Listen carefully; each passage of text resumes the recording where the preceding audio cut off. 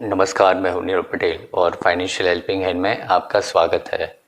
आज मैं बात करने वाला हूं म्यूचुअल फंड के बारे में। तो कृपया करके ये वीडियो को आप आखिर तक देखिए, क्योंकि ये वीडियो जो है वो बहुत ही इंटरेस्टिंग वीडियो होने वाला है। तो चलिए देख लेते हैं म्यूचुअल फंड के बारे में। सबसे पहले हम जानते हैं कि म्यूचुअल फंड का मतलब क्या है। म्यूचुअल का मतलब है समूह, मैं स्पष्ट हिंदी में मैं बात करूँ तो। और फंड का मतलब है भंडोरा, मतलब सभी का भंडोरा जो है वो लेके जो एक्सपर्ट होते हैं वो इन्वेस्ट करते हैं आपके बिहाफ पे। अब कहाँ पे ये लोग इन्वेस्ट करते हैं? देखिए, म्यूचुअल फंड जो है वो 3 प्रकार के होते हैं। सबसे पहला जो होता है वो है इक्विटी म्यूचुअल फंड, मतलब जो स्टॉक मार्केट होता है उसमें इन्वेस्ट करते हैं। अब इक्विटी म्यूचुअल फंड जो है वो भी 2 प्रकार के होते हैं। एक इंडेक्स फंड होता है और दूसरा जो होता है वो है सेक्टोरियल फंड्स।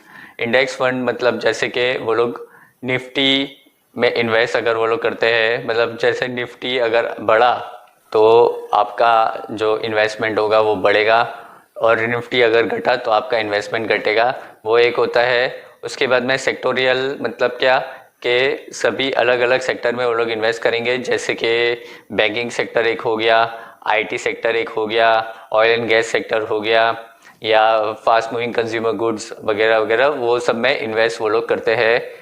तो ये 2 प्रकार के इक्विटी म्यूचुअल फंड होता है।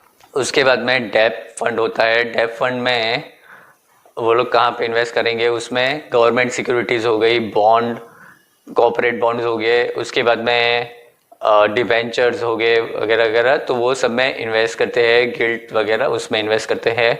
और तीसरा जो होता है वो है बैलेंस फंड होता है। बैलेंस मतलब क्या, आधा इक्विटी में डालेंगे, आधा डेप में डालेंगे, या 80% इक्विटी में डालेंगे, 20% डेप में डालेंगे, या 80% डेप में डालेंगे, 20% इक्विटी में डालेंगे। तो वो अलग अलग प्रकार के स्कीम्स होते हैं। आप 2 तरीके से आप इन्वेस्टमेंट कर सकते हो। एक होता है लमसम इन्वेस्टमेंट और दूसरा होता है एसआईपी। एसआईपी का मतलब क्या है? Systematic investment plan.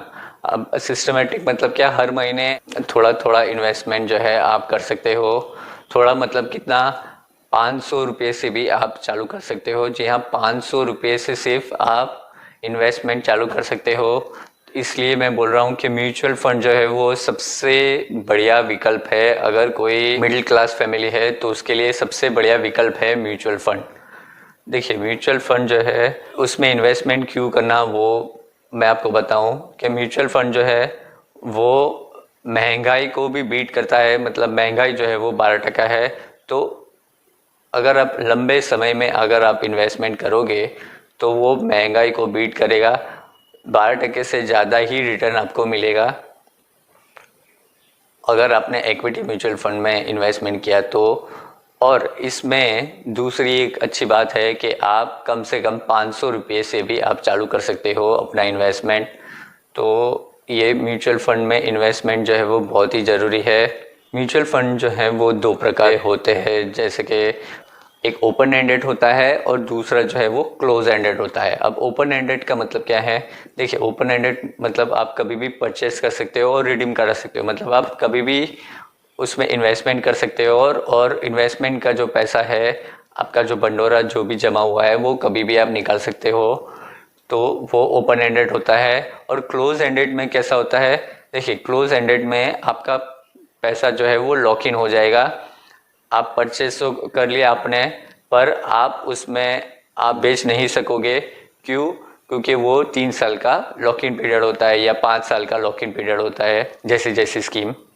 अब मान लीजिए कि आप 30 साल के हो और 25,000 आपका सैलरी है, तो आपने 20% इन्वेस्ट किया है। 20% इन्वेस्ट किया है तो 5,000 रुपीज़ हर महीने आप इन्वेस्ट कर रहे हो। 5,000 के हिसाब से आपके 3 गोल्स हैं। एक तो आपके बेटे की हायर एजुकेशन है, दूसरा कि आपके बेटे की मैरिज के लिए आप भंडोरा जो है वो जमा कर रहे हो, और तीसरा जो है आपका रिटायरमेंट। तो ये 3 है। पहला जो है वो 20 साल के लिए आप इन्वेस्ट करते हो। आपका लड़का मान लीजिए कि 1-2 साल का है तो 20 साल के लिए आप इन्वेस्ट करते हो।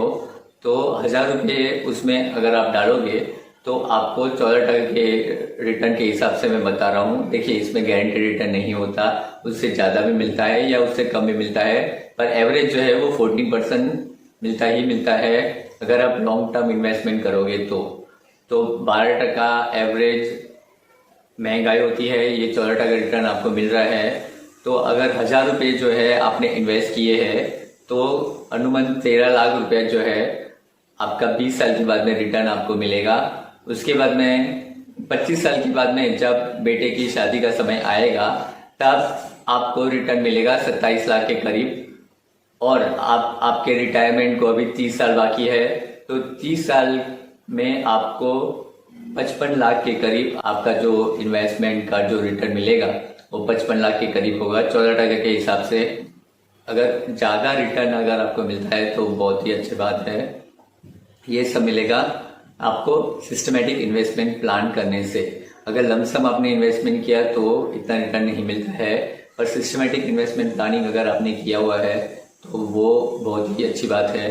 और पिछले रिकॉर्ड को देख के, मतलब पिछले 15-20 साल के रिकॉर्ड को देख के मैं इतना अनुमान लगा रहा हूँ, तो देखा आपने कि म्यूचुअल फंड में बहुत ही अच्छा रिटर्न मिलता है। तो बस आज के लिए इतना ही। आई होप आपको ये वीडियो अच्छा लगा है। अगर अच्छा लगा है तो लाइक करें, शेयर करें, कमेंट करें। और अगर आपको लोन, इंश्योरेंस और इन्वेस्टमेंट के रिगार्डिंग डिटेल में जानना है तो ये सबसे बढ़िया चैनल होगा, तो कृपया करके इस चैनल को सब्सक्राइब करके रखें और बेल आइकन को दबाना मत भूलिए, क्योंकि नोटिफिकेशन जो है वो बेल आइकन से ही आती है।